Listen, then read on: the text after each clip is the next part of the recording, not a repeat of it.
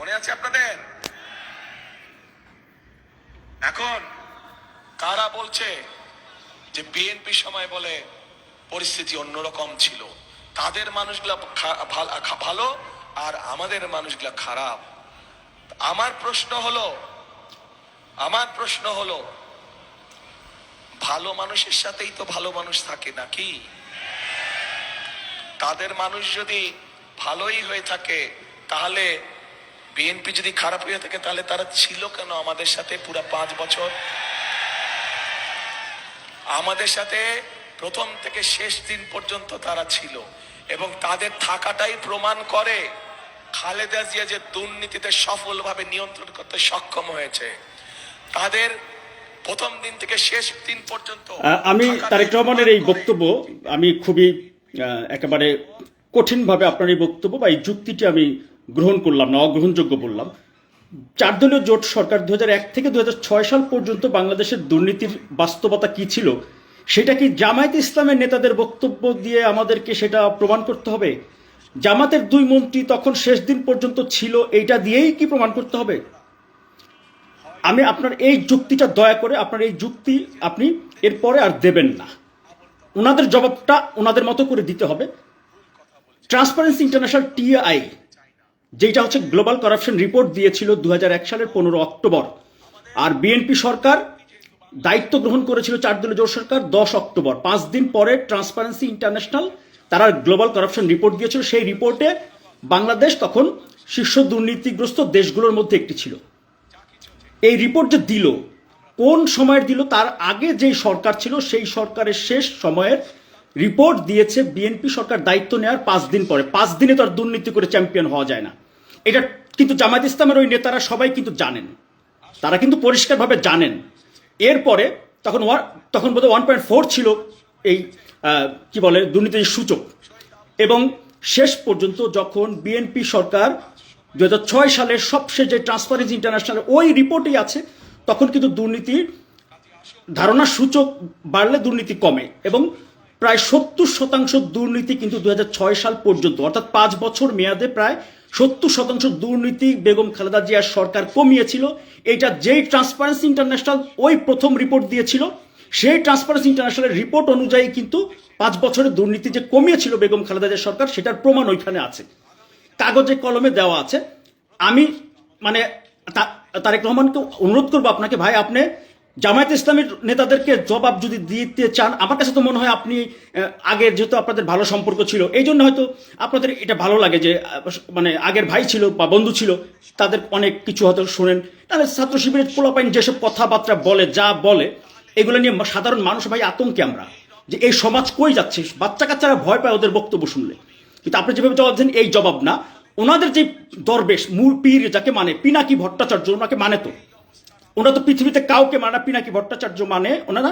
তো এই ভট্টাচার্য বাবুর রিপোর্টও তো আছে এই বিষয়ে, একটি রিপোর্ট যে দুর্নীতি তখন কতটা কমেছে বা বেড়েছে বা কি হয়েছে, এটা তো পরিষ্কারভাবে কাগজে কলমে আছে। তাদের মিথ্যাচার, মিথ্যা কথা বলা হচ্ছে তাদের একেবারে রাজনৈতিক বৈশিষ্ট্য। হ্যাঁ, তাদের মিথ্যা কথা বলার রাজনৈতিক বৈশিষ্ট্য, এটা তাদের একেবারে খুব পরিষ্কারভাবে। আপনি যেভাবে জবাব দেন, আপনার জবাব এটা দিয়ে আপনার এটা হবে না। আপনার 2-4টা আপনার যে ছাত্রদল যুব দলের পোলাপাইন আছে তাদেরকে দিয়ে জবাবটা দিতে একটু অনুরোধ করেন। ওদেরকে তো শাসন করতে করতে সেই বাংলা সিনেমার নায়কের মতো, নায়কের মা বলছিল যে বাবা তুই গ্যাঞ্জাম মারামারি করিস না, তা নায়ক তো মা বলছে মারামারি গ্যাঞ্জাম করা যাবে না, কিন্তু নায়ক তো একদিন দেখা গেল সবাই মিলে যখন পিটাচ্ছে, নায়ক তো মারতেছে না, কারণ মা না করছিল যে মারামারি করা যাবে না। তখন কি হয়েছে? শেষ পর্যন্ত নায়কের মা কিন্তু বলছে, আরে বাবা তোকে তো মারামারি করতে না করছি, কেউ মারলে তোকে সেটা তো ঠেকাইতে হবে। এখন ছাত্রদল যুব দলের ওরা তো মানে নাই হয়ে গেছে, এরকম একটা ব্যাপার মনে হয়। কিন্তু বাস্তবতা হলো এইভাবে যেই ধরনের অপতথ্য এবং যেই ধরনের এই যে মিথ্যাচার চলতেছে একেবারে রীতিমতো, এইটা আসলে এই সমাজকে ধ্বংস করে দেওয়ার জন্য যথেষ্ট। মিথ্যা কথা রাজনৈতিক নেতারা যেভাবে বলেন, এইটার জবাব আসলে মানে মিথ্যা জবাব কেমনে দিতে হবে, এটা আসলে নিয়ে মানে চিন্তা করতে হবে, গবেষণা করতে হবে। আপনি যেভাবে পরিকল্পনা উন্নয়ন, তারপর পরিকল্পনা বাস্তবায়ন করার দৃষ্টান্ত স্থাপন করতে চান, সুনির্দিষ্টভাবে কি পরিকল্পনা কিভাবে বাস্তবায়ন করবেন সেটা যেহেতু আপনি চিন্তা করেন, এই চিন্তা হচ্ছে এই সমাজের একটা শ্রেণী যারা এখন এই যে হই হই ডিজিটাল প্ল্যাটফর্ম বলেন আর বেশিরভাগ গণমাধ্যম তো এখন তাদের পলিসির নিয়ন্ত্রণে। আজকে এটা বলি যেহেতু লাইভে আছি, এটা অন্ততপক্ষে গেল কয়েক মাসে 50 বার রেকর্ড করছি, রেকর্ড করে এটা পোস্ট করতে পারি নাই। আজকে অন্ততপক্ষে বলি, বাংলাদেশের বেশিরভাগ গণমাধ্যমের এডিটোরিয়াল পলিসি এবং বেশিরভাগ রিপোর্টিং পলিসি জামায়াত শিবিরের মতাদর্শ দ্বারা প্রভাবিত এবং নিয়ন্ত্রিত। বাংলাদেশের বেশিরভাগ মিডিয়ার এডিটোরিয়াল পলিসি এবং রিপোর্টিংয়ের গুরুত্বপূর্ণ বিটের বেশিরভাগ ক্ষেত্রে জামায়াত ইসলাম এবার পলিটিক্স, ওনাদের যে মতাদর্শ সেই মতাদর্শ দ্বারা প্রভাবিত। পরিষ্কারভাবে এই কথাটা আজকে বললাম। এবং এই মতাদর্শ এ পর্যন্ত 5 আগস্টের পরে 4 থেকে 5 বার তাদের মতাদর্শ পরিবর্তন করেছে। এবং এখন যেটা দেখা যাচ্ছে যে 25 ডিসেম্বরের পর থেকে তারেক রহমান বা বিএনপির নিউজগুলো কাভারেজ দিচ্ছে, যে এই কাভারেজ দিচ্ছে কিন্তু মানে বিএনপিকে ভালোবেসে তো না, এটা জেনারেল কাভারেজ। এটা যে কোনো দল যে কোনো মিডিয়ায় দিবে, যে কোনো দলের জন্য। না দিলে তাদের ব্যবসা, তাদের বাণিজ্যিক স্বার্থ নষ্ট হবে। এটা কিন্তু মানে কেউ একেবারে খুব বেশি মানে কাভারেজ করতেছে এটা কিন্তু না, বরঞ্চ গেল 15 মাসে যেই মিথ্যা তথ্য, যেই ধরনের ভুল তথ্য, গুজব, সেই মিটফোর্ডের সোহাগ মার্ডার কেসের ঘটনা থেকে শুরু করে ডাকসু নির্বাচন পরিকল্পিতভাবে গণমাধ্যমের একটি সংঘবদ্ধ অপপ্রচার এবং প্রশাসনের একটা অংশ পরিকল্পিতভাবে ডাকসু নির্বাচনে এই অকাম করে ব্যাপক ব্যবধানে জিতাই দিছে। আমার কাছে তথ্য প্রমাণ আছে, আমি সেটা দিব। আজকে বলছি যেহেতু এইটা আমি প্রমাণ করব। এবং বাংলাদেশের বেশিরভাগ গণমাধ্যম 5 আগস্টের পরে তারেক রহমানের বিএনপির নিউজ করার কারণে, তারেক রহমানের ভূমিকা নিয়ে রিপোর্টিং করার কারণে সাংবাদিকদের শাস্তি হতে পারে। 5 আগস্টের গণঅভ্যুত্থানের পরে তারেক রহমানের বক্তব্য প্রচার করতে নিষেধাজ্ঞা আসতে পারে, যে তারেক রহমানের বক্তব্য প্রচার করা যাবে না। এরপরে কোনো সাংবাদিক যদি সেটা প্রচার করে, সেটার জন্য তাকে শাস্তি পাইতে হবে। শাস্তি, এই বাস্তবতা কিন্তু বাংলাদেশের গণমাধ্যম এখন। এত গুপ্ত বাহিনীর তৎপরতা, এত বেশি গণমাধ্যমে। আগামী নির্বাচনে আপনি তারেক রহমান সাহেব যে আপনি এই যে প্রচারণা করছেন, নির্বাচনে পরিকল্পনা, উন্নয়ন, বাস্তবনা, ভাই আপনার ভোট কত লাগবে? জনগণ আপনার ভোট দিয়ে ভইরা ফেলবে। আপনি সেই ভোট গুনে নিয়ে সেই রেজাল্ট টেলিভিশনে, পত্রিকায়, গণমাধ্যমে প্রচার হবে। আপনার পোলিং এজেন্ট কে থাকবে, আপনার নির্বাচন পরিচালনার দায়িত্ব কে থাকবে, সেইটা আপনাদের কিন্তু এখন পর্যন্ত কোনো মনিটরিং নাই। ডাকসু নির্বাচনের 26টা মিডিয়া সকালবেলা আবিদুল ইসলাম খান নাকি বেআইনিভাবে ভোট কেন্দ্রে প্রবেশ করছে। 26টা মিডিয়া একযোগে একটা মিথ্যা তথ্য দিল, এটা কি কাকতালীয়? ডাকসু নির্বাচনের ব্যালট বাক্স স্টিলের ব্যালট বাক্স, আজীবন শুনে আসছি আমরা যে স্বচ্ছ ব্যালট বাক্স থাকে, সেখানে স্টিলের ব্যালট বাক্স। এবং সেই ব্যালট বাক্স যেগুলো খালি ছিল, আবিদুল ইসলামের একটা ভিডিও আছে, এগুলো নিয়ে কোনো রকম কোনো মানে তদন্তও নাই, মাথা ব্যথাও নাই বিএনপির মধ্যে। এবং তারেক রহমানের আশপাশে এবং ওনার যাদেরকে বিভিন্ন জায়গায় দায়িত্ব দেওয়া হয়েছে, তারা আসলে তাদের ইমান, তাদের মানে নৈতিকতা, তাদের পলিটিক্যাল ফিলোসফি কি, এইটা নিয়ে কিন্তু এখন পর্যন্ত কোনো গবেষণা নেই। আগামী নির্বাচনে জনগণ ভোট দেওয়ার জন্য ব্যস্ত আছে। জনগণের সেই ভোট আপনি গুনে নিয়ে দিয়ে যাইতে পারবেন কিনা, সেই ফলাফল আপনার ঘরে যাবে কিনা, আপনার পোলিং এজেন্ট কে থাকবে, পোলিং অফিসার কে থাকবে, প্রিজাইডিং অফিসার কারা থাকবে, আপনার গণমাধ্যমে কারা দায়িত্ব পালন করবে, প্রশাসনে কারা দায়িত্ব পালন করবে, এটা নিয়ে কোনো রকম কোনো তৎপরতা, কোনো রকম কোনো গ্রুপ বিএনপির মধ্যে নাই। বিএনপির অনেকে প্রার্থীরা তারা মনে করছেন যে তারা মনে এমপি হয়ে গেছেন, তাই না? তারা এমপি হয়ে গেছেন। এই যে জুলাই আজকে এই জুলাই গণঅভ্যুত্থান নিয়ে ছাত্র শিবির এবং জামায়াত ইসলামের লোকজন যেইভাবে বিএনপি এবং তারেক রহমানকে যেইভাবে কথা বলে, জামায়াত ইসলামের নেতৃবৃন্দ ওনারা কোথায় কবে জুলাই গণঅভ্যুত্থানের পক্ষে 5 আগস্টের আগে কোথায় কবে কি বক্তব্য দিছে বলেন? তারা তো শেখ হাসিনার পদত্যাগ পতনও তো চায় নাই। শুধুমাত্র 18 জুলাই একটা ভিডিও বার্তা ছিল, 18 জুলাই 2024, সেখানে 5 দফা দাবি দিয়েছিল শেখ হাসিনার কাছেই। তার কিন্তু শেখ হাসিনার পতন চায় নাই। তা আপনি তারেক রহমান তো মানে সেই 2014 সালের 15 জুলাই আপনি সরকারি চাকরিতে কোটা 5% রাখার প্রস্তাব আপনি তো প্রথম করেছিলেন। 2024 সালের 15 জুন আপনি তো কোটা সংস্কার আন্দোলনের পক্ষে এবং তাদের শিক্ষার্থীদের পক্ষে আপনি অবস্থান নিয়েছিলেন। 16 জুলাই আবু সাইদ যখন যেদিন শহীদ হয়, সেদিন তো আপনি একমাত্র রাজনৈতিক নেতা, আপনি তখন ভার্চুয়াল মাধ্যমে বক্তব্য দিয়ে শেখ হাসিনা পতনের 1 দফা ঘোষণা করেছেন এবং সবাইকে শিক্ষার্থীদের পাশে থাকার জন্য আপনারা জানিয়েছিলেন। এরপর 18 July, 19 July, 21 July, 1 August, 4 August, 5 August, 2 দফায়। 5 আগস্ট আপনি যদি সেদিন ওই নেতাকর্মীদেরকে নির্দেশনা বারবার না দিতেন, তাইলে আজকে বাংলাদেশের অবস্থা কি হইতো?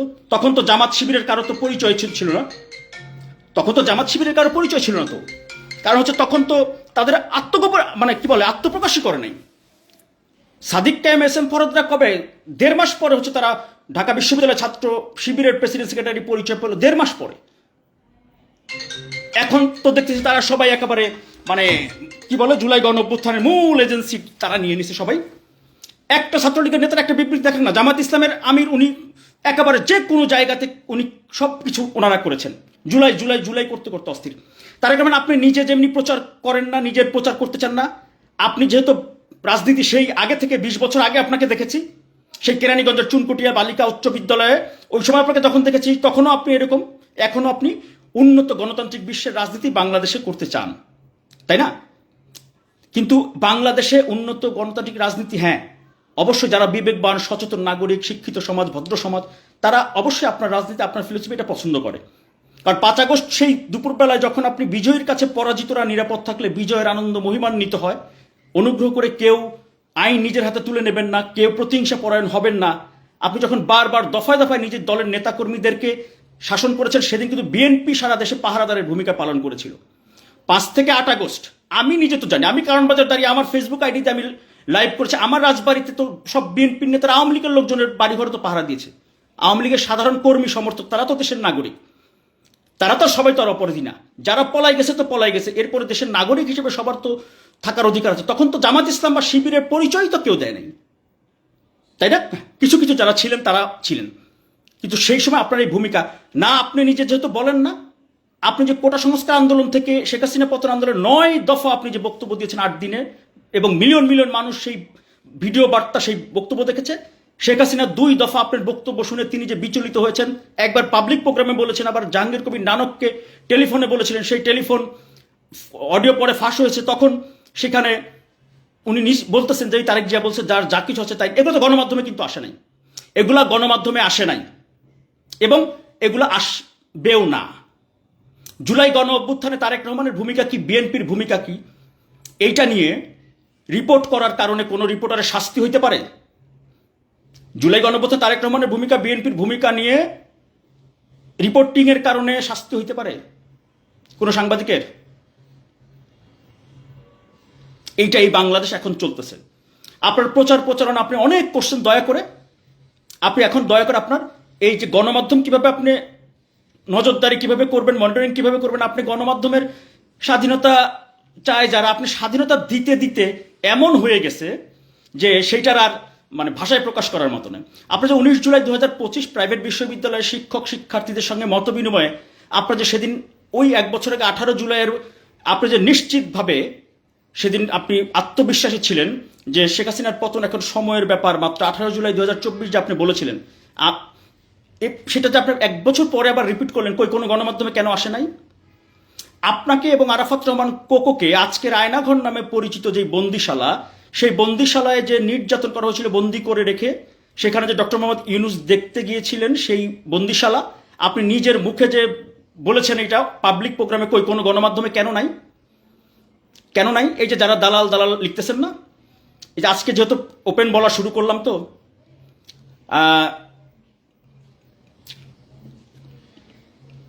প্রচুর দালাল লিখবেন, হ্যাঁ কমেন্ট পর দালাল লিখছেন না। আচ্ছা, তোদের এই যে যারা দালাল দালাল বলেন, হ্যাঁ একটা তথ্য মিথ্যা কোনোদিন পাইছেন?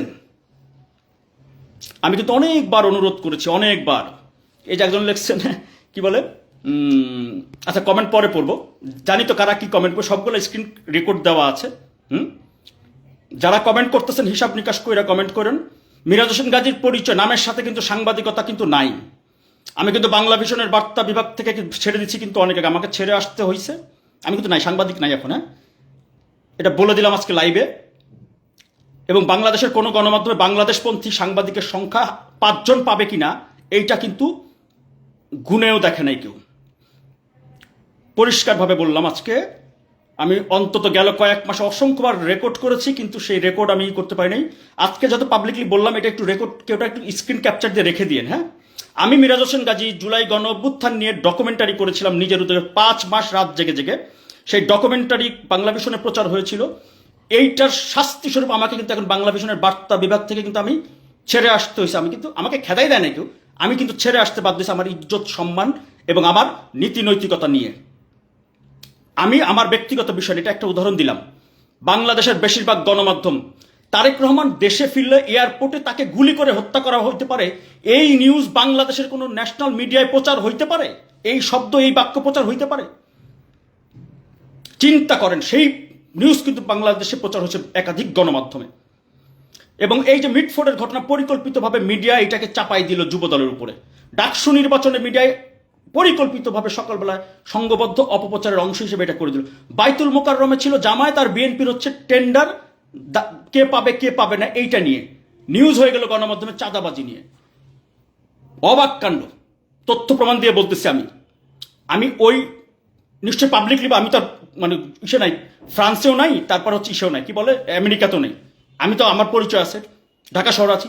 যে কেউ চ্যালেঞ্জ করবেন আমি তথ্য প্রমাণ হাজির করবো, প্রমাণ করতে না পারলে আমি শাস্তি মাথা পেতে নেব। কিন্তু আমি বিএনপিকে অনুরোধ করব, তারেক রহমানকে অনুরোধ করব, ভাই দয়া করে, আমি অন্ততপক্ষে বলতে চাই, এই জুলাই গণ অভ্যুত্থানে আপনার ভূমিকা কি এইটা নিয়ে আমি ব্যক্তি উদ্যোগে ডকুমেন্টারি তৈরি করেছিলাম।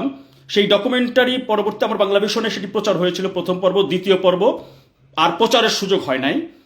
এইটা শাস্তি স্বরূপ, এটার জেরে আমি কিন্তু বাংলা ভিশনের বার্তা বিভাগ থেকে কিন্তু আমি কিন্তু ছেড়ে দিয়ে চলে আসছি অনেকদিন আগে, পরিষ্কার এটা বললাম। এবং শুধু তাই না, যেই ধরনের মিডিয়াতে বেশিরভাগ গণমাধ্যমের এডিটোরিয়াল পলিসি, রিপোর্টিং পলিসি যেইভাবে গুপ্ত বাহিনীর দখলে চলে গেছে, এরা 4-5 দফায় এরা কিন্তু রূপ বদল করতেছে। আগামী নির্বাচনে এরা যে কি ভয়ঙ্কর খেলা খেলবে এটা চিন্তাও করতে পারতেছেন না, এটা চিন্তা করতে পারতেছেন না। কিন্তু খন্দকার দেলোয়ার হোসেনের বাসায় যুব দলের চাঁদাবাজি, ভয়াবহ নিউজ, কিন্তু টোটালি মিথ্যা কথা, বা সংঘবদ্ধভাবে এই নিউজটা করছে, সংঘবদ্ধভাবে। মিটফোর্ডের ঘটনা হচ্ছে কি, একজন ধর্মান্তরিত মুসলমানকে শরিয়া আইন বুঝানো হয়েছে, তাকে জিনা করলে সেটা শাস্তি হচ্ছে পাথর মেরে মারতে হবে, এইটা তার মস্তিষ্কের মধ্যে ঢুকেছে। যে পাথর মার, সোহাগকে কিন্তু 2 দফা মারা হয়েছে, এই বক্তব্য আছে, আসামির স্বীকারোক্তিমূলক বক্তব্য আছে, ডিএমপি কমিশনারের বক্তব্য আছে। কিন্তু ওই যে তাদের কপাল ভালো হচ্ছে যে 21শে জুলাই হচ্ছে ব্রিফিং করছিলেন ডিএমপি কমিশনার, ওই দিন হচ্ছে মাইলস্টোন স্কুলের বিমান দুর্ঘটনা, গণমাধ্যম এমনিতেই তো এড়াই যেত, ওই দিন আরো এড়াই গেছে, এটা নিয়ে কোনো জায়গায় না। আমি বললাম ডিএমপি কমিশনের বক্তব্য দেখে, সে হচ্ছে ধর্মান্তরিত মুসলমান, আর পুলিশের হেফাজতে এক আসামির বক্তব্য আছে যে সোহাগ হলো জেনা করছিল, জেনার অপরাধে ওই ভদ্রলোক যে ধর্মান্তরিত সে হচ্ছে পাথর মেরে ওরা মারছে। আমি বক্তব্য আছে, কোনো গণমাধ্যমে এটা দেখবেন না, নাই, কোনো গণমাধ্যমে এটা দেখবেন না, নাই। এখন আমি, যারা আমাকে বলেন, এবার আসেন, 24শে গণঅভ্যুত্থানের পরে যখন সংখ্যালঘু নির্যাতন ইস্যুতে ভারতের মিডিয়া ব্যাপকভাবে অপপ্রচার শুরু করলো বাংলাদেশের বিরুদ্ধে, বাংলাদেশের বেশিরভাগ গণমাধ্যম তখন ওই যে আন্দোলনকারী যে সনাতন ধর্মের সংগঠনগুলোর নেতৃবৃন্দ আছেন তাদের বক্তব্য ঢালাওভাবে প্রচার করা শুরু করলো, ঢালাওভাবে, মানে আরো বেশি ভয়ঙ্কর পরিস্থিতি তৈরি হয়ে গেল। এর মধ্যে যেই মহিলাটি বলেছিল নরেন্দ্র মোদী সরকার আমাগরে বাঁচান, আমার মন্দির ভেঙে ফেলতেছে, ওইটা কিন্তু আমি সেটি উদ্ঘাটন করেছিলাম প্রথম বাংলাদেশে। ওই সময় অন্তর্বর্তীকালীন সরকার তখন হিমশিম খাচ্ছিল, সেটা কিন্তু আমার নিজের আইডিয়ায় সেই রিপোর্টিংটা করা, সেটা নিজের আইডিয়ায় কিন্তু সেটা আমি উদ্ঘাটন করে কিন্তু জাতির ওই সংকটে, হ্যাঁ, 14 বছর আগে বেগম খালেদা জিয়ার বাড়ি থেকে উচ্ছেদ করেছিলেন তখনকার প্রধানমন্ত্রী শেখ হাসিনার ব্যক্তিগত আক্রোশে, 14 বছর আগে। এই যে এখন এত দেখেন না সেই আলোচনা, এই আলোচনাটা নতুন করে কোথা থেকে আসলো? আমি মিরাজ হোসেন কাজী, আমি আমার অফিসের অ্যাসাইনমেন্ট কিন্তু না, এগুলো আমার ব্যক্তিগত আইডিয়ায়, ব্যক্তিগত গবেষণায়। আমি কিন্তু 14 বছর পরে সেই রিপোর্ট প্রথম কিন্তু আমি নভেম্বর মাসের 23 তারিখ করি, এরপরে সব গণমাধ্যম কিন্তু করলো। এগুলা কি দালালি? এগুলো দালালি বলবেন? তারেক রহমান নিজে বলতেছেন নিজের মুখে যে আমাকে এবং আমার ছোট ভাই আরাফাত রহমান কোকোকে যেই রুমে বন্দি করা হয়েছিল 111-এর সময়, হুম্মাম কাদের চৌধুরীকেও সেই রুমে বন্দি করা হয়েছিল, এবং ডক্টর মোহাম্মদ ইউনুস সেই রুম পরিদর্শন করে আসছে। তারেক রহমান নিজে এটা বলছেন, এটা নিউজ না। যেদিন দেখলাম যে এইটা তারেক রহমান বলার পরে এটা কোনো গণমাধ্যমে এই নিউজ নাই, আমার গণমাধ্যমেও নাই, আমি বারবার বলার পরেও নাই, আমি তখন থেকে ফেসবুক এবং ইউটিউবে আমি নিজের উদ্যোগে আমি নিউজ করা শুরু করলাম যে আমার দায়িত্বটা আমি পালন করি। 24-এর গণঅভ্যুত্থানে তারেক রহমানের ভূমিকা কি, বিএনপির ভূমিকা কি, এটা নিয়ে কিন্তু কোনো গণমাধ্যম আজকে পর্যন্ত কোনো নিউজ দেখবেন না, গুগল সার্চ দেন, নাই। কিন্তু এই আন্দোলনের সম্মুখভাগে রাজপথে প্রতিরোধ করেছিল কারা? ছাত্রদল, যুবদল, কৃষক দল, শ্রমিক দল, বিএনপির নেতাকর্মীরা, সম্মুখ যোদ্ধা। আমার ওই 31 মিনিটের ডকুমেন্টের আমার এই পেজে আছে, দেখে নেন, ওই ডকুমেন্টে দেখেন যে ছাত্রদল প্রেসিডেন্ট সেক্রেটারি, যুবদলের যারা, এরা সম্মুখ যুদ্ধে রাজপথে নিজেরা সম্মুখ যুদ্ধে অংশ নিয়েছে, অসংখ্য প্রমাণ সহ সেখানে উপস্থাপন করা আছে, দেখেন। তো এই রিপোর্ট আমি করব না? এই রিপোর্ট করা কি অপরাধ হবে? এই রিপোর্ট করা কি অপরাধ হবে? এই রিপোর্টটাই রিপোর্টিং, এবং সাংবাদিকতা করতে যেদিন আসছিলাম এইটুকু সৎ সাহস নিয়েই এই রিপোর্টিং করছে। কেউ কেউ লেখেন ভাই 5 আগস্টের আগে কি করছেন, শেখ হাসিনার আমলে কি করেছেন, এরকম বলেন না কেউ। আমার 2টা মন্ত্রণালয়ের রিপোর্টিং আমি বেশি করতাম, একটা নৌ পরিবহন আর একটা প্রবাসী কল্যাণ আর বিএনপি বিট, সরকারের ওই 2টা ছিল। শাহজাহান খানের মালিকানাধীন লঞ্চের ফিটনেস নেই, মালিকের মেয়ের লঞ্চের ফিটনেস, এই রিপোর্ট আমি করেছিলাম। বিআইডব্লিউটি এর তখনকার চেয়ারম্যান এবং পুলিশের এডিশনাল আইজি ডক্টর শামসুদ্দোহা খন্দকারের বাসায় লুঙ্গি পরে গিয়ে তার বাসায় সরকারি 10 জন কর্মচারীকে জিম্মি করে রাখতো, জোর করে তার ব্যক্তিগত খামারে কাজ করে, তো ওই রিপোর্ট কিন্তু আমি করেছিলাম। গুম নিয়ে, গুম, এই যে এখন গুম নিয়ে এত আলোচনা, 2014 সালে প্রথম কোনো মিডিয়া, প্রথম কোনো সাংবাদিক, আমি সহ আমার আরো 2-3 সহকর্মী 14 সালে কিন্তু গুম নিয়ে রিপোর্ট করেছিলাম শেখ হাসিনার বলে। আরো একটু পিছনে বলি, মির্জা ফখরুল ইসলাম আলমগীরের নামে প্রথম যে মামলায় এনে অ্যারেস্ট হলেন সিটি কর্পোরেশনের ময়লার গাড়ি ভাঙচুরের মামলায়, সেই গাড়ি ভাঙচুরের মামলা যে ভুয়া ছিল, বাদী যে ভুয়া ছিল, ওইটা অনুসন্ধান করে বের করে সরকারবাদী মামলা, সেটা কিন্তু রিপোর্টিং করে তখন কিন্তু বের করেছিলাম যে ওই মামলার বাদী ভুয়া, মামলা ভুয়া। তার আগে আমি বাংলা ভিশনে জয়েন করার পর 1-2-3 মাসের মধ্যে তিতাস নদীর মাঝখান দিয়ে ভারত বাদ দিয়ে তাদের পণ্য পরিবহন করছিল বাংলাদেশ, সেটা জানে না ভারত। আমি সেই ব্রাহ্মণবাড়ি আখাউড়াতে সম্ভবত সেখানে গিয়ে সেই সময় কিন্তু ওইটার সেই একেবারে সরজমিনের তথ্যপাত্র সহ রিপোর্টিং করে তারপর হচ্ছে জাতির সামনে উপস্থাপন করেছিলাম। প্রবাসী কল্যাণ মন্ত্রণালয়ের বিএমইটির সার্ভার জালিয়াতি, প্রবাসীদের ডাটা গায়েব করে দেওয়া হয়তো অসংখ্য প্রবাসীদের, আমি মিরাজ হোসেন গাজী কিন্তু সেই রিপোর্ট করেছি। আমি যারা বলেন প্রবাসীদের করোনা ফি, এই যে অনেকে ভুলে গেছেন না করোনার সময়কার কথা, যারা সমালোচনা করেন করতে পারবেন। মিরাজ হোসেন গাজী সাংবাদিকতা যেদিন থেকে করি, আমার রাজনৈতিক একটা পছন্দ অপছন্দ আছে অবশ্যই, কিন্তু আমি এইটুকু বলতে পারি, যখন থেকে আমি মাইক্রোফোন আমার হাতে, আমি সাংবাদিকতা করব যতক্ষণ পর্যন্ত আমি একটা তথ্য গেল 15-16 বছরে যদি কেউ প্রমাণ করতে পারেন এইটা আমি মিথ্যা, উদ্দেশ্যমূলক বা রাজনৈতিক প্রতিহিংসার বলে করেছি, কেউ একটা তথ্য প্রমাণ দেখাবেন, আমি আর জীবন আপনাদের সামনে চেহারা দেখাবো না। কিন্তু আমি ফেসবুক, ইউটিউবে তারেক রহমানের বা বিএনপির নিউজ, যেগুলো তারেক রহমানের নিষিদ্ধ ভাষণ সংকলন, এটা আমার একটা গবেষণা বা বিশ্লেষণের বিষয় ছিল যে 2015 সাল থেকে 2024 সালের 5 আগস্ট পর্যন্ত তারেক রহমানের বক্তব্য গণমাধ্যমে প্রচার হতে নিষেধ ছিল। আমি সেই প্রত্যেকটা বক্তব্য আমি আর্কাইভ করা, সংরক্ষণ করা, সংকলন করা, বিশ্লেষণ করে আমি সেগুলো নিয়ে ধারাবাহিকভাবে ডকুমেন্টারি করছিলাম 20-23 মিনিট করে করে তারেক রহমানের নিষিদ্ধ ভাষণ সংকলন। এটা আমি সেই আগে থেকেই করতেছেন, 5 আগস্টের পরে সেটা আমি পোস্ট করলাম, প্রচার করলাম। আচ্ছা, এরপরে যখন ওই যে তারেক রহমান যেদিন বলতেছিলেন যে আরাফাত রহমান কোকোকে আর ওনাকে যেই রুমে বন্দি করে নির্যাতন করা হয়েছিল 111-এ, হুম্মাম কাদেরকেও সে একই রুমে রাখা হয়েছিল, ডক্টর মোহাম্মদ ইউনূস সেই রুম পরিদর্শনে গিয়েছিলেন, তারেক রহমান নিজের মুখে এটা বলছেন। সেই নিউজ যেদিন দেখলাম গণমাধ্যম হাইড করে গেছে, সেই নিউজ যেদিন দেখলাম যে গণমাধ্যমে দেখাচ্ছে না, আরে ভাই তারেক রহমান কতটা চাপা স্বভাবের, কতটা উনি মানে আত্মপ্রচার যে করেন না, এটা তো সবাই জানেন তাই না, কতটা উনি মানে তখন গুম খুন হওয়া পরিবারগুলোর সাথে তিনি বসে বলতেছিলেন যে এই প্রথম আমি আমার জায়গা থেকে আপনাদের সামনে এটা বললাম, যে বলতেছি প্রথম। সেটাও কিন্তু মিডিয়াগুলো আউট হয়ে গেছে, মিডিয়াতে নাই, মিডিয়াতে কিন্তু নাই। তা আমি সেটা কি নিউজ না, সেটা বলেন সেটা কি নিউজ কিনা? আমি আমার সাংবাদিকতা যারা বোঝেন তাদের জন্য বলি, তারেক রহমান নিজে বলতেছেন যে এই প্রথম আমি আমার জায়গা থেকে কখনো আপনাদের সামনে বলিনি, এই প্রথম আমি আমার জায়গা থেকে আপনাদেরকে বলছি। এটা কি নিউজ না বলেন? কোনো গণমাধ্যমে এইটা দেখায় নাই। এইটা আমি আমার ওই দিন থেকে আমি শুরু করেছি ধারাবাহিকভাবে, আমি আমার ফেসবুক, ইউটিউবে এই রিপোর্টগুলো করার জন্য তারেক রহমানের। এর কি শাস্তি পাইছি আমি জানেন?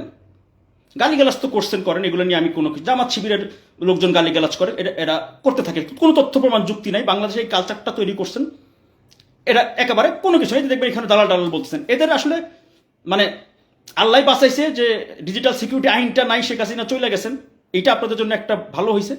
হ্যাঁ, বাট আমি মিরাজ হোসেন গাজী এইটুকু বলি, এই যে যারা এগুলো করতেছেন না, আমি যাতে আজকে প্রকাশ্যে বললাম, আমার পরিচয় কিন্তু আজকে থেকে আর সাংবাদিক না, আমি একজন নাগরিক, সচেতন নাগরিক। এবং আমি দয়া করে আমি এই ভিডিওটুকু আবার করব পরে, আমি তারেক রহমান ভাই আপনাকে একটু অনুরোধ করি, জুলাই গণঅভ্যুত্থানে আপনার ভূমিকা কি, বিএনপির ভূমিকা কি, এই ডকুমেন্টারি করার জন্য আমি মিরাজ হোসেন গাজী আমার নামের সঙ্গে থেকে আমার অনেক সাধনা, অনেক মানে ত্যাগ তিতিক্ষার সাংবাদিকতা প্রফেশন থেকে আমি চলে আসতে আমি বাধ্য হয়েছি।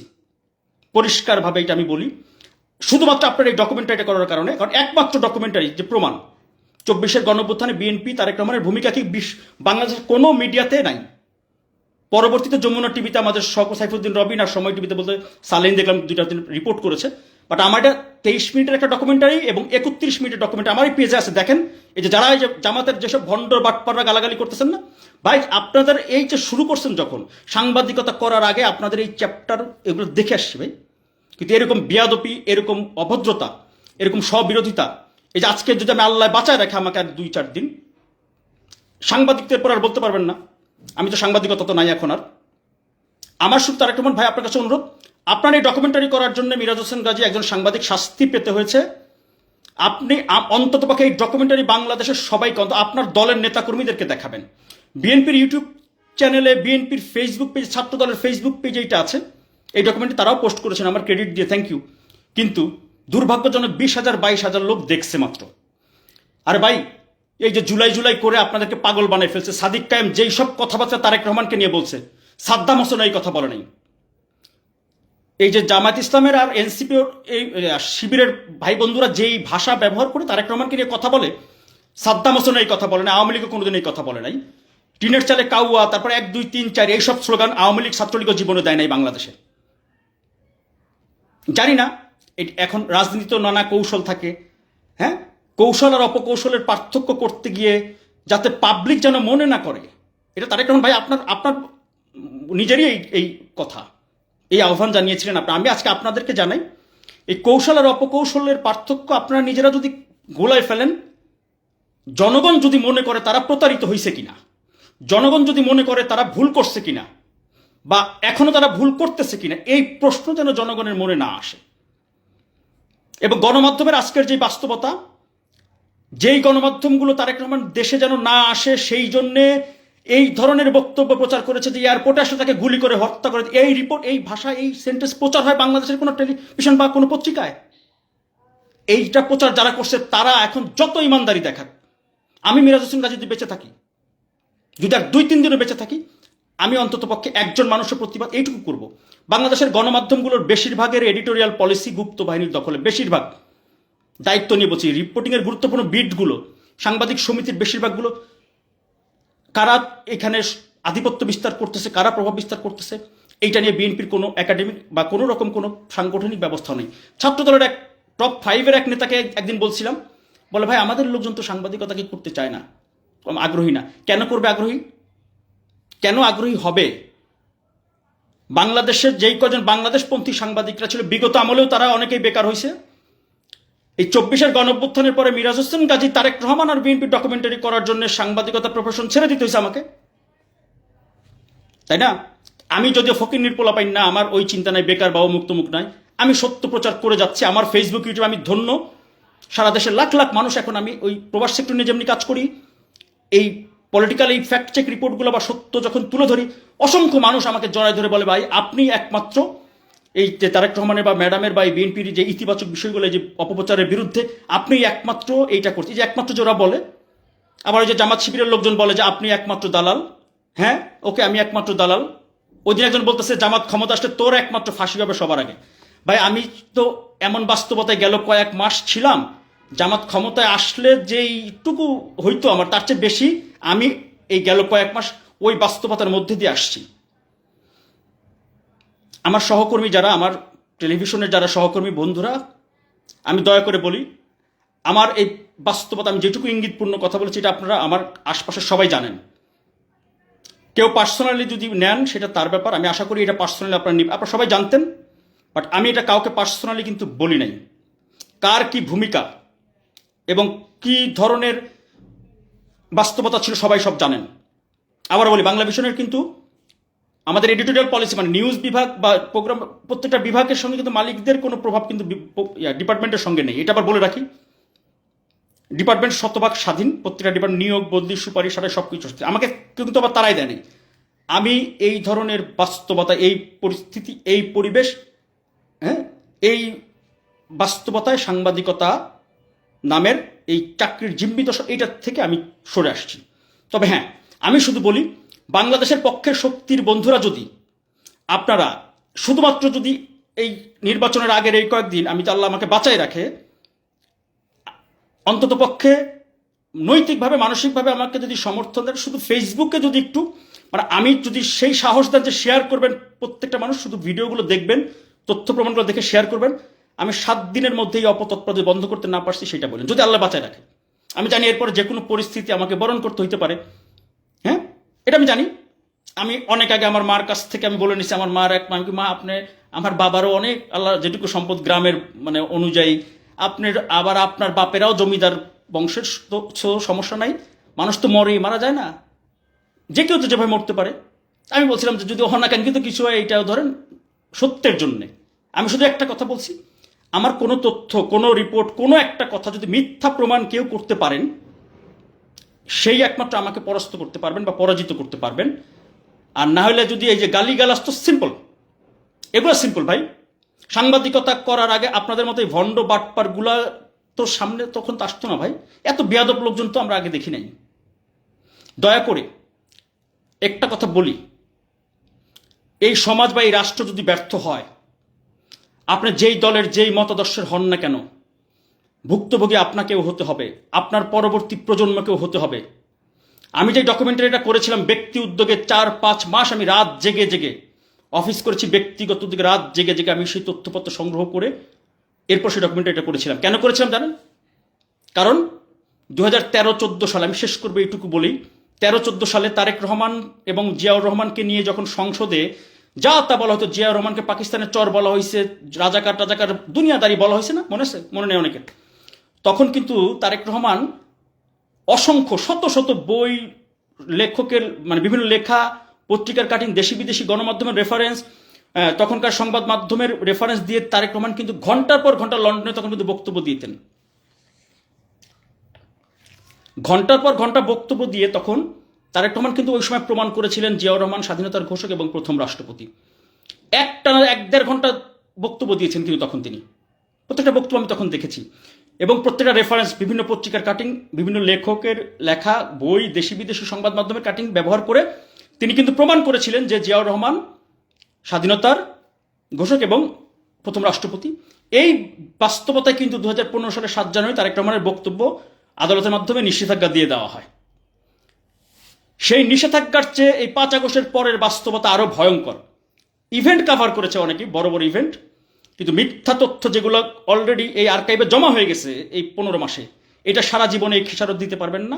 আর দ্বিতীয় কথা, আজ থেকে 20 বছর পরে যদি কোনো নির্বাচনে, ধরেন জাইমা রহমান হচ্ছে সেই নির্বাচনের মেইন মুখপাত্র হিসেবে প্রচারণায় অংশ নিচ্ছেন, এবং এই যে আজকের যেই যারা এই অপতথ্য ছড়াচ্ছে তাদের কেউ যদি প্রশ্ন করে জাইমা রহমানকে যে 24-এর গণ অভ্যুত্থানে আপনার দল এবং আপনার বাবার ভূমিকা কি ছিল, একটু প্রমাণ দেখান তো, একটা প্রমাণ কিন্তু দেখাইতে পারবে না, একটা প্রমাণও দেখাইতে পারবে না। কেন জানেন? কোনো গণমাধ্যম একটা নিউজও করে নাই। আগে নয় নিষেধাজ্ঞা ছিল, কিন্তু জুলাই গণ অভ্যুত্থানের বর্ষপূর্তিতে তো তারেক রহমান সে 9টা বক্তব্য 8 দিনে সেটা দেখাইতে পারতো না, কোনো একটা গণমাধ্যমে একটা ছবি দেখাইতে পারতো না। শেখ হাসিনা 2 দফা ঘাবড়ে গেছেন, সেই ফোন আলাপ ফাঁস হয়েছে যখন, সেখানেও তারেক রহমানের ইস্যুটাকে হেডলাইন না করে জাতীয় পার্টির ইস্যুটাকে হেডলাইন করেছে আমাদের মিডিয়াগুলো,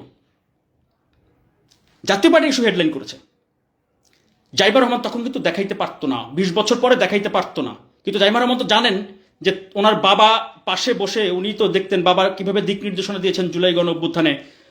ওনার ফেসবুকে, ইউটিউবের ডিজিটাল প্ল্যাটফর্মে নিয়মিত দেশবাসীর উদ্দেশ্যে তিনি বক্তব্য দিয়েছেন, মিলিয়ন মিলিয়ন মানুষ সেই বক্তব্য দেখেছে। 5 আগস্ট দুপুরে তারেক রহমানের বক্তব্য 22 মিলিয়ন মানুষ দেখেছে, 22 মিলিয়ন মানুষ একদিনে, 22 মিলিয়ন। ওনার একটা ফেসবুক নিশ্চয়ই আছে, একটু নেটে বোধহয় সমস্যা ছিল। আমি আবার বলি, আজকে আমার বৈশিষ্ট্যের বাইরে আমাকে যাইতে হয়েছে কেন? আমি এই কথাগুলো অনেকবার রেকর্ড করেছি, অনেকবার আমি রেকর্ড করেছি, কিন্তু আমি একবারও প্রচার করতে পারিনি। আমার নিজের কাছে খারাপ লাগে যে আমি মানে এটা কিভাবে বলবো, কি কার কাছে বলবো। কিন্তু পরে চিন্তা করলাম আমি তো না বলতে বলতে, না আছে আমার সাংবাদিকতা, না আছে আমার দেশপ্রেম, না আছে আমার দেশের স্বাধীনতা, সার্বভৌমত্ব বা জাতীয়তাবাদ নিয়ে আমার কোনো ভূমিকা, কোনো কিছু আমি করতে পারছি। এবং যেই ধরনের অপকর্মগুলো হয়েছে আমি নিজে দেখেছি। রিপোর্টার হিসেবে যারা আমাকে জানেন তারা এইটুকু অন্তত পক্ষে জানেন যে মিরাজ হোসেন কাজে রিপোর্টিং, অনুসন্ধানী রিপোর্টিং, ফ্যাক্ট চেক রিপোর্টিংয়ে যে কারোর সাথে আল্লাহর রহমতে আমি চ্যালেঞ্জ করতে পারি। এবং আমার অফিসেও পরপর 3 বছর সর্বোচ্চ সংখ্যক স্পেশাল অনুসন্ধানী রিপোর্ট এবং নিজ আইডিয়ায় উপরের শিরোনামে চিঠিতে লিখে জমা দিয়েছে অফিসে, লেখা আছে সেটা, এগুলো দালিলিক প্রমাণ আছে সব। এবং এই 24-এর গণ অভ্যুত্থানের পরে 5 আগস্টের পরে 14টা রিপোর্ট এবং ডকুমেন্টারি আমি নিজের উদ্যোগে আমি বাসা থেকে করে আমার টেলিভিশনে প্রচার করেছি। শেষে যখন এইটাও বন্ধ হয়ে গেছে, এরপরে তারেক রহমানের ওই নিজের বক্তব্য যখন আয়নাঘরের আজকের এই আয়নাঘরে বন্দী ছিলেন তিনি, তখন যখন এই মামুন চৌধুরী, আমি তোমাকে বলি বন্ধু, তুমি শোনো, কাউকে গালিগালাজ রিপ্লাই দিও না, হ্যাঁ রিপ্লাই দিও না। তুমি যেহেতু এই আমার ওই বক্তব্যটা দেখছো, আমি আমার দায়বদ্ধতা কিন্তু আমার এলাকার রাজবাড়ির লোকজনের কাছে হচ্ছে আমার দায়বদ্ধতা বেশি, যেই কারণে আসলে এই অনেকেই এতদিন বলতা আমার পলিটিক্যাল মতাদর্শ যেটাই হোক, সাংবাদিক হিসেবে সব দল আমার কাছে সমান। আর বিএনপি জামাত তো সারা জীবন ছোটবেলা থেকে এখন পর্যন্ত আমি তো বিএনপি জামাতে একরকম দেখলাম। তারেক রহমানের নিউজ করলে জামাত ইসলামের সমর্থকরা গালাগালি করবে, এইটা তো আমি কল্পনাও কোনোদিন করতে পারি। তাকে সাংবাদিকরা গালাগালি করে, এটা তো অনেক সাংবাদিক তো ব্যাকফুটে চলে গেছে, অনেক রাজনৈতিক নেতারা ব্যাকফুটে চলে গেছে। ওই পিনাকি ভট্টাচার্য এক ভণ্ড আর এক আছে দুজন, এরা এই যে কালচারটা তৈরি করে দিল না, এই পিনাকিরা কিন্তু সবাই রে ডুবাইছে, এইটাও কিন্তু প্রমাণিত। হ্যাঁ, আরও ডুববেন। এই যে কয়দিন দেখতাম তারেক রহমান হ্যাঁ ভোট নিয়ে কিছু বলে না কেন, অমুক না কেন, এর আগে বলছে তারেক রহমান কেন দেশে আসে না, কেন আসে না, কেন আসে না, আসতে পারবে না, এই সে কত বলছেন না। এরপর দেশে আসার পরে বলছেন সবাই কেন তারেক রহমানের দিকে যায়, তারেক রহমানের দিকে যায়, লেভেল প্লেইং ফিল্ড নাই, অমুক তমুক। আর ভাই তারেক রহমানের দিকে তো ছেলে মেয়েরা তরুণ তরুণীরা সবাই তো দেখি সেলফি তোলে, ভিডিও তোলে। এখন কি আপনারা সেটাও করবেন যে আমাদের সাথে কেন সেলফি তোলে না, এটাও বলবেন? তারপরে আজকে বলে দিচ্ছেন যে হ্যাঁ ভোটের পক্ষে সবাই হ্যাঁ ভোট দিবেন। ভাই তারেক রহমান রাজনীতি করে আসছেন। আসিফ মাহমুদ দেখলাম আজকে তারেক রহমানের গাড়ি থেকে নেমে রাস্তাঘাটে হাঁটার কথা বলছে। আসিফ মাহমুদ, সজীব ভুইয়া আপনার জন্ম 1998 সালে, তারেক রহমান ওই 1998 সালের আগে বাংলাদেশের সব উপজেলা হেঁটে হেঁটে উনি ঘুরে গেছেন, সব ইউনিয়নের লোকজনের সাথে উনি ওই আপনার জন্মের সময় উনি ঘুরেছেন। আমার ইউটিউব চ্যানেলের প্রতিবেদন আছে, দেখবেন 20 বছর আগের তারেক রহমান। কিন্তু এই যে মিথ্যা তথ্য সমাজে বিভ্রান্তি ছড়াচ্ছে, তারেক মাসকে তো বলছেন হ্যাঁ ভোট দিতে। এখন কালকে আর কি বলবেন ভাই? আমি অনুরোধ করি, এই যে আমাকে যারা দালাল বলেন, হ্যাঁ আমি দালাল, আমি সঠিক তথ্য প্রচার করি, যেটা কোনো গণমাধ্যম করে না সেটা আমি করি। আবারও বলি, আমি কারো বিরুদ্ধে কোনো তথ্য প্রমাণ মানে তথ্য প্রচার করি না, কথাও বলি না, কারো বিরুদ্ধে বলি নাই। জামাত ইসলামের বিরুদ্ধে তো বলি নাই। 19 জুলাই 2025-এর আগের 1 বছর আমাকে যেইভাবে গালিগালাজ করেছেন, আমার মা আমাকে বাধ্য হয়ে বলেছেন, যিনি সবসময় আমাকে সাহস দিতেন, মা আমাকে বলেছেন তোর সাংবাদিকতা করতে পারে, তুই রাজবাড়ি চলে আয়, দেখি তোরে কে গালাগালি করে। আমি অবাক, কারণ আমার মার কথা আমার কাছে হলো একেবারে শিরোধার্য। মা এটা মানে পরে মাও খুব কষ্ট পেয়েছে, আমিও খুব ইয়া করেছি। তার মানে কতটা মানে বাস্তবতা কি আর কি তৈরি করে ফেলেছিলেন এই যে গালিগালাজ করে। আমি পরে মাকে বুঝালাম যে মা, তারেক রহমান আর শেখ হাসিনার ইংলিশ বক্তব্য কে কত ভালো পারে, এইটা নিয়ে আমি ব্যাক টু ব্যাক একটা প্রতিবেদন করলাম। সেখানে যদি গালিগালাজ কেউ করে, তাহলে কার আওয়ামী লীগের লোকজন গালিগালাজ করার কথা ছিল। আমি প্রথম 5 মাসে পর্যবেক্ষণ করে তথ্যপত্র সংগ্রহ করে দেখছি যে বোধহয় 62টা ফেসবুক আইডি মেবি এই গালিগালাজের সঙ্গে যুক্ত, তেমন শনাক্ত করে পাইছি। তার মধ্যে 59টাই হচ্ছে জামাত শিবিরের সমর্থক। অবাক কাণ্ড, মিরাজ হোসেন গাজীরা জামাত শিবিরের লোকজন গালাগালি করতেছে। আর ভাই 2 দিন আগে তো জামাত ইসলামের শিবিরের মিছিল আমি 3 তারিখে জামাত ইসলামের যেই নিষেধ করে কি বলে জুলাই আগস্টে, আমি ওই প্রতিবেদন করছি, সবচেয়ে ভালো ফুটেজটা ব্যবহার করে আমি ওই রিপোর্টটা করেছি। আমার গ্রামে যারা জামাত ইসলাম করেন যারা, এরা আমরা তো ছোটবেলা থেকে ওনাদেরকে বিএনপি আর জামাত তো একসাথে দেখেছি। কিন্তু এই যে গালিগালাজের কালচারটা তৈরি করে এখন সবাই গালিগালাজ করতে থাকবেন গালিগালাজ। তবে আমি একটা পরামর্শ দিই, দয়া করে, আমি অনেকবার অনুরোধ করেছি, বুঝেছি, আর বুঝাবো না, তারপরে নিজেদের জন্য যার যার বলি, এই যে আপনি আপনার প্রচারণাটা করেন, আপনার ভালোগুলো আপনি দেখান, আপনি সত্যটা আপনি সামনে আনেন, আপনার কি ভালো সেটা আপনি করেন। মিথ্যা তথ্য, অপপ্রচার, মিথ্যাচার, এই গুজব, এগুলো আপনি ছড়াইলে লাভ আছে? আচ্ছা ধরেন আপনারা সবাই বললেন আমি খারাপ, আচ্ছা আমি খারাপ হইলে আপনার কোনো লাভ আছে? আমি খারাপ হইলে আপনার লাভ আছে কিনা? আপনি যেটা ভালো সেইটা প্রচার করার চেষ্টা করেন। মানুষ কিন্তু ভয়ে আতঙ্কে আপনাদেরকে ঘৃণা করতেছে, কিন্তু আমি তো নিজে ঘৃণা মানে বিরক্ত, বাস্তবতা। এই ধরনের চিল্লাচিল্লি কথা বাচ্চারা ভয় পায় বক্তব্য শুনে নেতাদেরকে, জানেন? এই যে যারা বক্তব্য দিচ্ছে, আমাদের অনেক প্রার্থীরাও দেখলাম যেই চিল্লা যেই ভাষায় কথা বলে, ভাই বাচ্চারা ভয় পায় টেলিভিশন দিক তাকায় এইসব বক্তব্য দেখলে। এরকম হবে কেন? এরকম হবে কেন? জনগণ যেন মনে না করে তারা কি প্রতারিত হয়েছে কিনা আপনাদের সাথে থেকে, আমাদের সাথে থেকে, সবার সাথে থেকে, এটা খালি মাথায় রাখেন। কৌশল আর অপকৌশলের পার্থক্য যদি ভুল করেন নির্ণয় করতে গিয়ে, খেসারত আপনাদেরকে দিতে হবে, আমাদেরকে দিতে হবে। রাষ্ট্র যদি ব্যর্থ হয়, সমাজ যদি ধ্বংস হয়, সেই দায়ভার কিন্তু আমাদের উপরে আসবে। ওই যে যেটা বলছিলাম, যে আজ থেকে 20 বছর পরে ব্যারিস্টার জাইমা রহমান যদি তার দলের ভূমিকা 24-এর গণঅভ্যুত্থানে কি ছিল, তার বাবার কি ছিল, উনি পাশে বসে দেখেছিলেন। কিন্তু যখন দেখবে গণমাধ্যমের কোনোটা একটা নিউজ নাই, তখন কিন্তু এই সময়ে যারা আমরা দায়িত্বশীল যারা ছিলাম তাদের কিন্তু অভিশাপ দেবে, অটোমেটিক্যালি অভিশাপ আসবে। আমি সেখানে আমার কমিউনিটিকে আমি সেখানে অন্ততপক্ষে একজন প্রতিনিধিত্ব করে একটা ডকুমেন্ট আমি করতে পেরেছিলাম। টেলিভিশনটা প্রচার হচ্ছে, বাকি এরপরে আমি আমার ব্যক্তিগত প্ল্যাটফর্মে প্রচার করছি, আমি করে যাব, সত্যটা প্রচার করব, সত্যটা আমি তুলে ধরবো, এইটুকু মানসিকতা আমার আছে। এবং আমি এরপর একটা সংক্ষিপ্ত ভিডিও করব শুধু সেটা জনাব তারেক রহমানের জন্য, যে আপনি যখন লন্ডনে ছিলেন তখন মনে হয়তো আমার কাছে মনে হতো যে আপনি আমার প্রতিবেশী, আমার কাছাকাছি। দেশে আসার পরে শুধু মানে দূরে আরো দূরত্ব মনে হইতেছে আর কি। এটা শুধু আমি বললাম যে আমি আমাকে দিয়ে বললাম, অনেক কাজ, অনেক ব্যস্ততা একা সামাল দিচ্ছেন, এইটার জন্যে নিশ্চয়ই আপনাকে সবাই মানুষ দেখছে।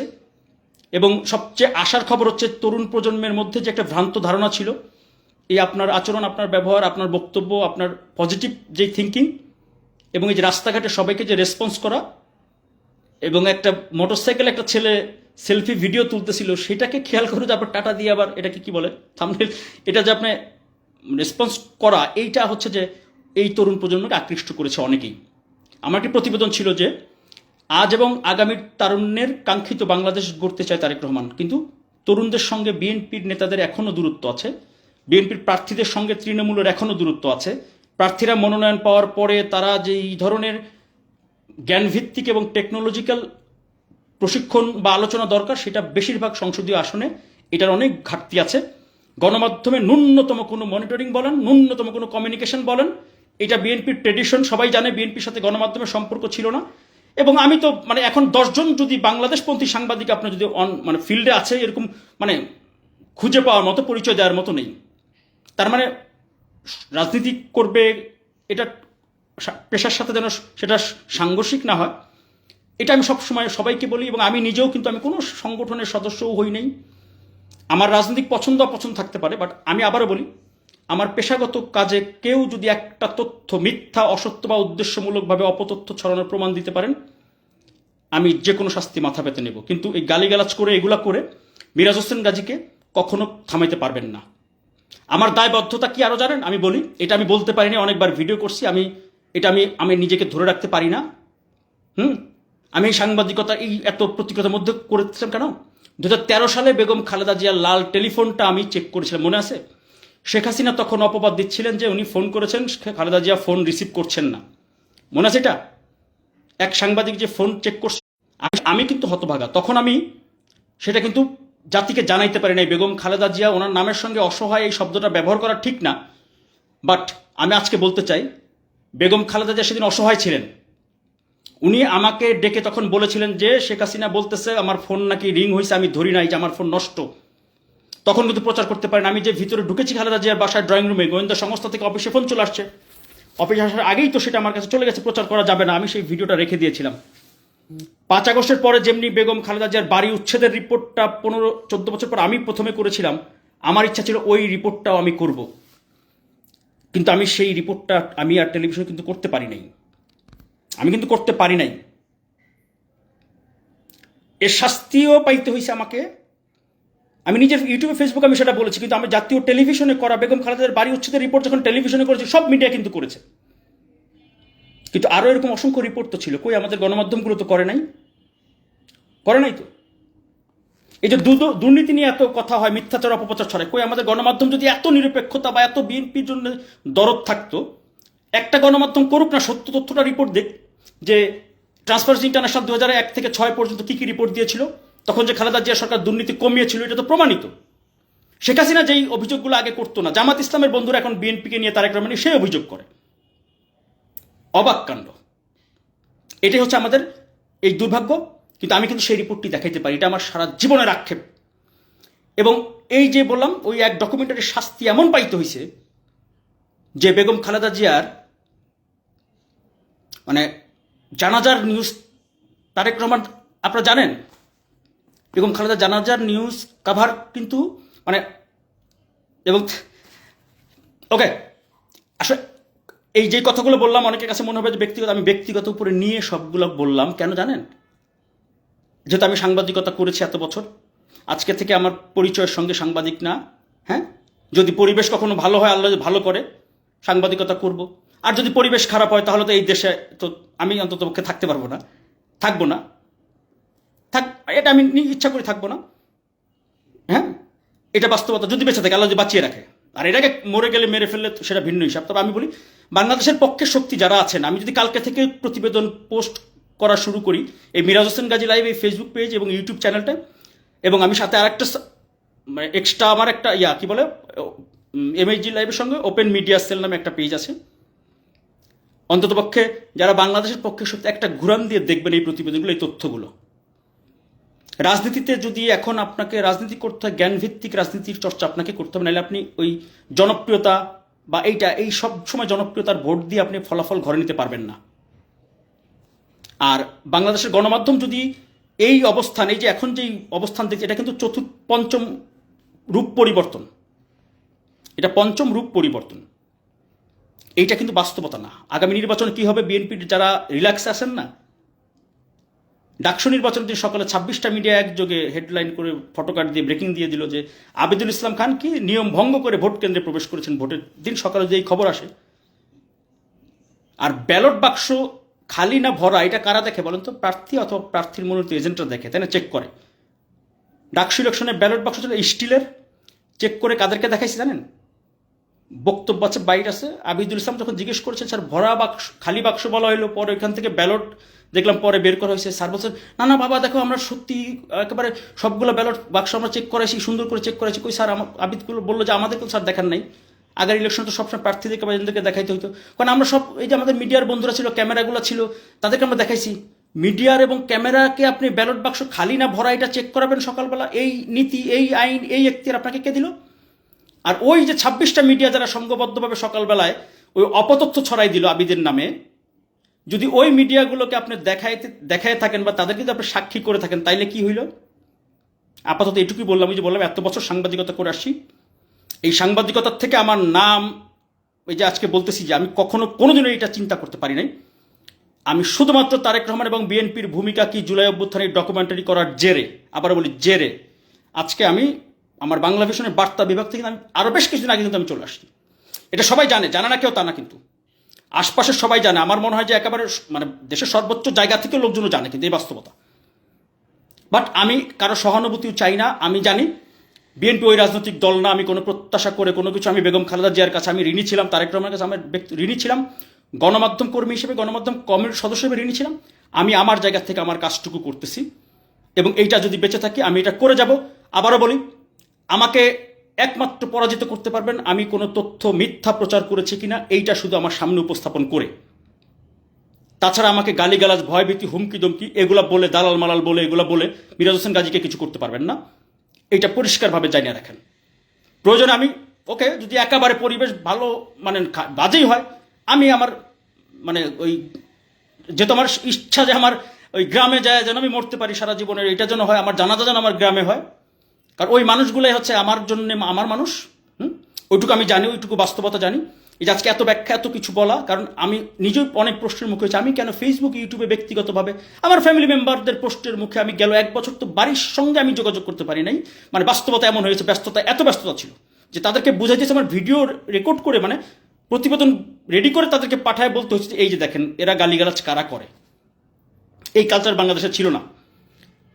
শেখ হাসিনা খালেদা জিয়ার বাড়ি থেকে উচ্ছেদ করছিল 14 বছর আগে, সেই রিপোর্ট কিন্তু প্রথম আমি করেছি, পিটিসি দিয়েছিলাম গণভবনের সামনে। এটারও কাহিনী, বিশাল কাহিনী, এই মোবাইল দিয়ে পিটিসি দিয়েছিলাম। এবং সেইখানে আমি বলেছিলাম যে শেখ হাসিনা তখন হয়তো তৃপ্তির হাসি হাসছিলেন, কিন্তু এই গণভবন এবং এই বাড়ি শুধু না, দেশ থেকে পালিয়ে যান। আওয়ামী লীগের কেউ কিন্তু গালিগালাজ করে নাই রে ভাই। আওয়ামী লীগের লোকজন ভিন্ন ব্যাখ্যা দেওয়ার চেষ্টা করেছিলেন যে ওই বাড়ি তো খালেদা জিয়ার না, অমুক তমুক, কিন্তু গালিগালাজ করে নাই। এই জামাত ইসলামের সমর্থকরা বাংলাদেশে প্রফেশনাল সাংবাদিকদেরকে, আমি টেলিভিশনের রিপোর্ট শেয়ার করেছি, সেইখানেও গালিগালাজ করেছে।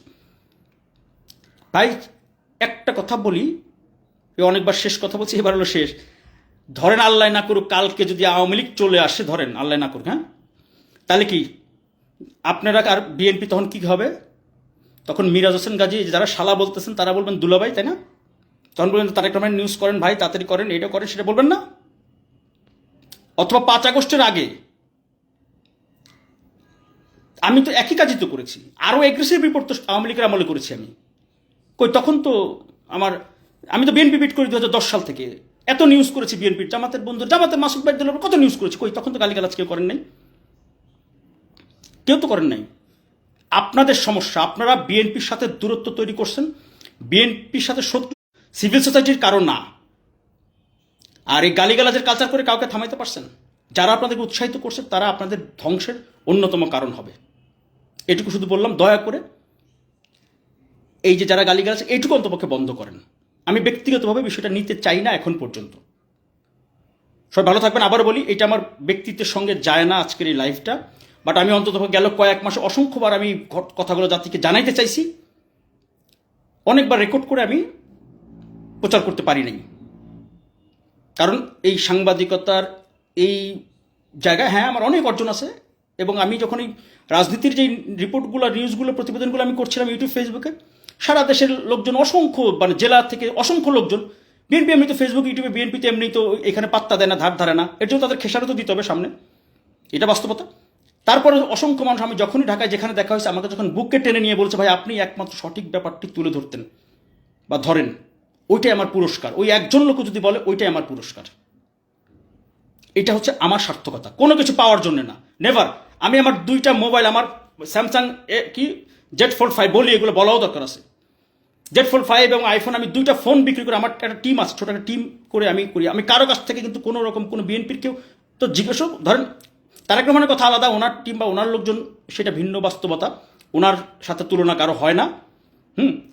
মানে ওনার ওই যাক, কিন্তু কারো কোনো সহযোগিতা যেমনি আমি চেষ্টা করে চিন্তা করি নাই। আমি আমার মার কাছ থেকে টাকা এনে চলছি বা চলি, আমি আমার 2টা ফোন বিক্রি করে দিছি, এর মধ্যে চলতেছি আল্লাহর রহমতে। আমি আমার জায়গাতে আমার দায়িত্বটুকু পালন করতে পেরেছি। এইটুকু হচ্ছে, এই বললাম, কারো কোনো হেল্পও দরকার নেই, শুধু যদি পারেন, যদি আমি কালকের থেকে প্রতিবেদন করতে পারি, সেই সুযোগ যদি আমার থাকে, দয়া করে শুধু আপনারা সঠিক তথ্যটা মানুষের কাছে পৌঁছে দিন। আর জুলাই গণঅভ্যুত্থানের ডকুমেন্টারিটা আমার এই পেজে আছে, যদি আপনারা চিন্তা করেন যে এইটা জাতির জানার দরকার, তাহলে আপনারা একটু শেয়ার করে জানায়েন। আমি যদি এটা সরাসরি তারেক রহমানকে ভাইকে উদ্দেশ্য করে আমি একটা ভিডিও বানাবো ছোট, এবং ওনাকে পাবলিকলি আমি প্রচার করবো, আমি পারতাম ওনাকে হয়তো ব্যক্তিগতভাবে যোগাযোগ করতে, না, এটা জাতিরও জানা দরকার ছিল। এই কারণে আমি আসলে আজকে এই লাইভে, কারণ ওই যে এডিট করার ঝামেলা নাই, যেটা মনে আসে বলে দিব, চিন্তা করছি বলে দিছি। এটা দয়া করে কেউ একটু ডাউনলোড করে রাখেন, কারণ এটা আমি পরে অনেক সময় কি বলে ডিলিট করে ফেলি। হ্যাঁ, যে আসলেই তো মানে এ আমার বৈশিষ্ট্য তো এরকম না, কিন্তু আমাকে যেহেতু সাংবাদিকতা ছেড়ে দিতে হয়েছে, তাইলে তো ভাই আমার বৈশিষ্ট্য আর অবৈশিষ্ট্য কি? আবার বলে আমাকে কেউ তারাই দেয় না, কিন্তু আমি আমারকে সরে আসতে হয়েছে, আমি বাধ্য হয়েছি, এটা শাস্তি। তবে আমি তথ্য প্রচার করে যাব, তথ্য কিন্তু দিতে থাকবো, এবং সেইটা তথ্য হবে কিন্তু উন্মুক্ত, কোনো নীতিমালার বাইরে। আবার বলে আমার সহকর্মীরা যারা আছেন, ব্যক্তিগতভাবে ভাই কেউ নেবেন না, আপনারা সবাই জানেন, সবাই এই আমার ভুক্তভোগী বা আরও একাধিক সহকর্মীর ভুক্তভোগীর ব্যাপারে আপনারা জানেন। আমিও সবার বাস্তবতা জানি, সবার সম্পর্কে আমিও ধারণা আছে। আমি কাউকে, সবাই আমার সহকর্মী, বন্ধু, ভাই, কেউ ব্যক্তিগতভাবে এটা নেবেন না, এটা আমার অনুরোধ। কারো ব্যক্তিগতভাবে যদি নিতেই চান তাহলে আমাকে বলে কয়ে নিয়েন, আমিও আপনারটা ব্যক্তিগতভাবে নিব। কারণ আমি এখনও আমার প্রতিষ্ঠান, প্রিয় প্রতিষ্ঠানের সঙ্গে আছে, আমার ম্যানেজমেন্ট যদি আমাকে তারা এদায় চলে যেতে বলে আমি চলে যাব, বাট আমি বার্তা বিভাগ থেকে অনেকদিন আগেই চলে আসছি।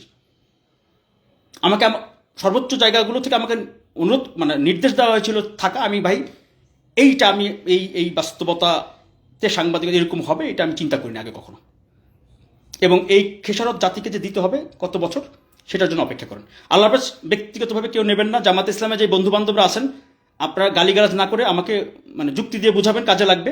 এই যে গালিগালাজ দিচ্ছেন না যারা, আমার এলাকায় যারা জামাতের বন্ধু বান্ধবরা আছে, ওরাই তো বলবে কিরে মিরাজ এরকম গালিগালাজ করে, ওরা কেন? মিরাজ তো, তারা তো আমাকে জানে ছোটবেলা থেকে। গালিগালাজ করার ইসলাম কি সমর্থন করে? বলেন তো।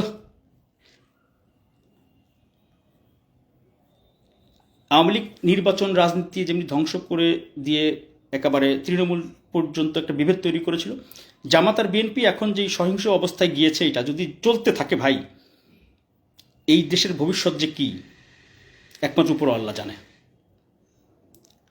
আর তারেক রহমান, আপনার ভাই, আপনি দয়া করে যেই সহনশীলতা দেখাইতেছেন, বান্দরের মানে ওই কি খুন্তা কুড়াল দিতে নাই বলে বান্দরের কাছে, হ্যাঁ। ওকে, আল্লাহ হাফেজ। সরি, আবারও আমি দুঃখ প্রকাশ করছি সবার কাছেই যদি কেউ আঘাত পেয়ে থাকেন। হ্যাঁ, তবে আমি এইটুকু বলি।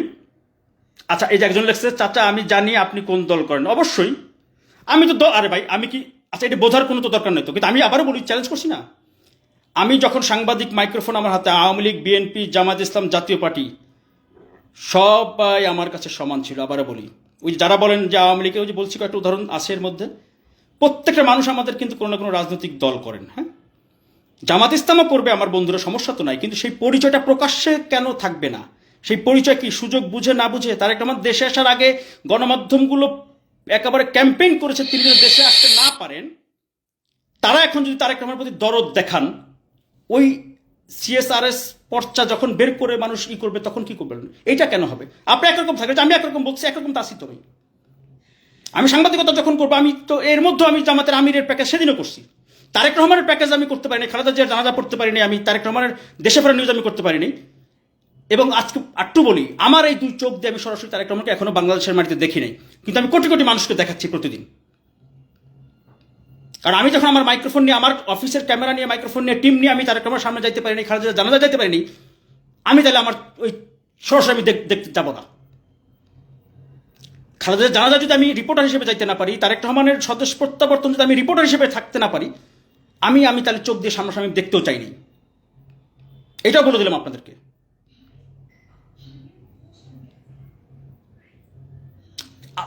টেস্ট ছিল তো, আমি মানে যেন রাগ করে রিজাইন টিজাইন দিয়ে চলে আসে ওরকম টরকম।